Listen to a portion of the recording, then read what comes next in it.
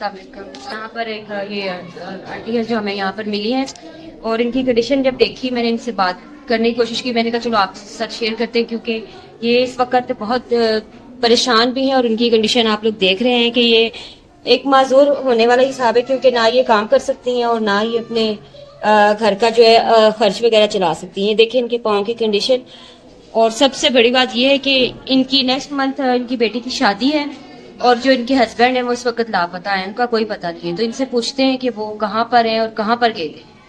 तो जी हाँ जी, आंटी जी दसो जरा अपने बारे में सारा, किधर के तड़े अट्टा गए सन, अट्टा तो फिर वापस कोई नहीं आया। सिर्फ बजाई थे मंडी मोड़ उतरे, उसके बाद कोई भी नहीं मिले सानू।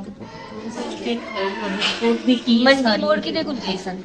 अटक तो आए सन, अटक तो आए थे। हाँ अटक तो आए सन तो मंडी मोड़ उतरे। उतरे ने मंडी हाँ। मोड़ उतरे ने, लेकिन उस तो बाद उन्होंने कोई पता कोई नहीं पता जी। हाँ जी, उस तो बाद कोई पता नहीं, कोई मिल रहे नहीं,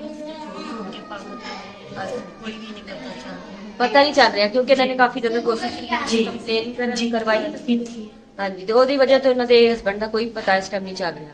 ਬਹੁਤ ਜ਼ਿਆਦਾ ਪਰੇਸ਼ਾਨ ਨੇ, ਤੇ ਮੈਂ ਇਹੀ ਚਾਹਨੀ ਹਾਂ ਕਿ ਇਹਨਾਂ ਦੀ ਜਿੰਨੀ ਜ਼ਿਆਦਾ ਹੈਲਪ ਹੋ ਸਕੇ ਉਹ ਸਾਨੂੰ ਕਰਨੀ ਚਾਹੀਦੀ ਹੈ, ਕਿਉਂਕਿ ਨੈਕਸਟ ਮੰਥ ਤੁਹਾਡੀ ਬੇਟੀ ਦੀ ਸ਼ਾਦੀ ਹੈ, ਤੇ ਉਹਨਾਂ ਦੀ ਬੇਟੀ ਦੀ ਸ਼ਾਦੀ ਤੇ ਵੀ ਕੋਈ ਨਾ ਕੋਈ ਜਿਹੜਾ ਹੈਲਪ ਕਰਨਾ ਚਾਹੁੰਦਾ ਜ਼ਰੂਰ ਤਾਵਨ ਕਰੇ, ਜ਼ਰੂਰ ਸਾਡਾ अगर कोई डायरैक्टली इन्होंने आके मिलना चाहता है फिर वो भी आके मिल सकते हैं, क्योंकि असं एड्रैस इन्होंने दस देना कि तुम जरूर आके मिल सकते हो।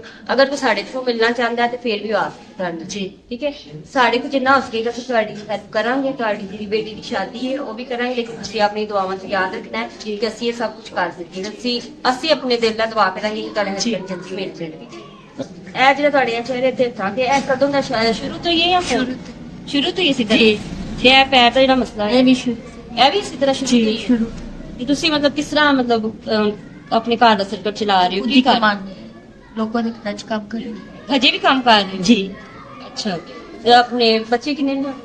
मेरी 3 बेटियां, एक बेटी की शादी की थी, एक बेटी की शादी हुई थी। अच्छा, 2 बेटियां। अच्छा, जिन्हों की हुण शादी कर ली है जी।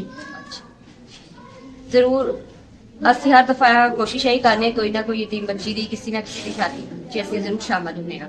ਲੇਕਿਨ ਤੁਹਾਡੀ ਬੱਚੀ ਦਾ ਹੈ ਕਿ ਚਲੋ ਹੁਣ ਅਸੀਂ ਉਹਨਾਂ ਨੂੰ ਯਤੀਮ ਵੀ ਨਹੀਂ ਕਹਿ ਸਕਦੇ, ਲੇਕਿਨ ਇਹ ਕਿ ਉਹਨਾਂ ਦੇ ਵਾਲਿਦ ਸਾਹਿਬ ਜਿਹੜੇ ਨਹੀਂ ਮਿਲ ਰਿਹਾ ਜੀ, ਜ਼ਰੂਰ ਕੋਸ਼ਿਸ਼ ਕਰਾਂਗੇ ਜਿੰਨਾ ਹੋ ਸਕੇਗਾ ਤੁਹਾਡਾ ਤਾਉਨ ਕਰਾਂਗੇ।